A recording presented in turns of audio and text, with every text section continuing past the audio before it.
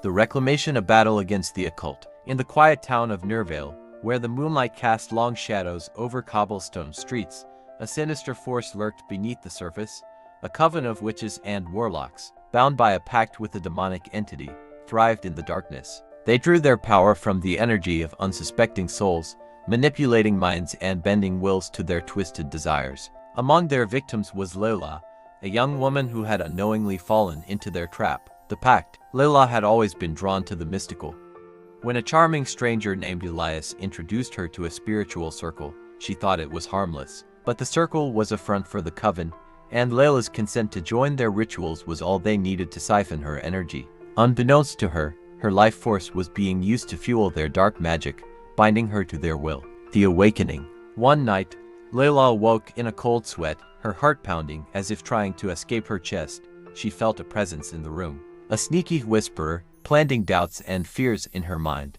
But Layla was no ordinary victim. She remembered the words her grandmother had taught her, a prayer of protection. In the name of God, the compassionate, the merciful. I seek refuge in the Lord of humankind, the King of humankind, the God of humankind, from the evil of the sneaky whisperer, who whispers into the hearts of people, from among the jinn and among humankind. As she recited the prayer, the oppressive presence lifted, and clarity returned to her mind. Layla realized the truth. She had been ensnared by the Coven, and her energy was being stolen. The Reclamation. Determined to break free, Layla sought the help of a wise spiritual healer, Imam Yusuf. He explained that the Coven's power relied on the energy they stole from others, but divine intervention could sever their connection and reclaim what was taken. Together, they devised a plan.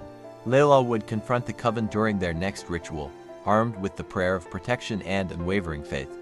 Imam Yusuf would support her from afar, reciting verses of strength and light. The confrontation. The night of the ritual arrived. Layla stood at the edge of the Coven's circle, her heart steady and her resolve unshakable.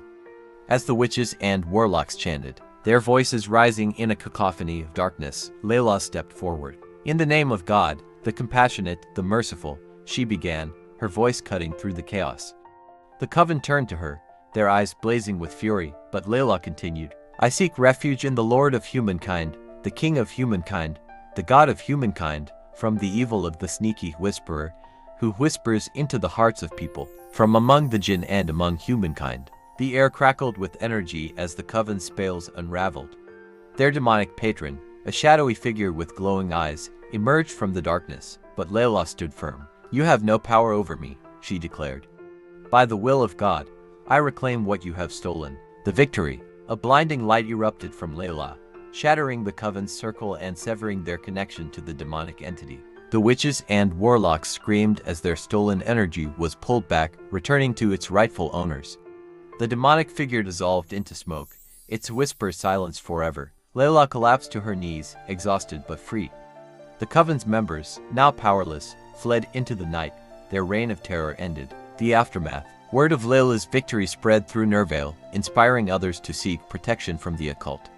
Imam Yusuf continued to guide those in need, teaching them the power of faith and prayer. As for Layla, she dedicated her life to helping others break free from the chains of darkness, a living testament to the strength of divine intervention, and the trust in her faith, knowingly that God won't allow any weapons to be formed on his righteous followers.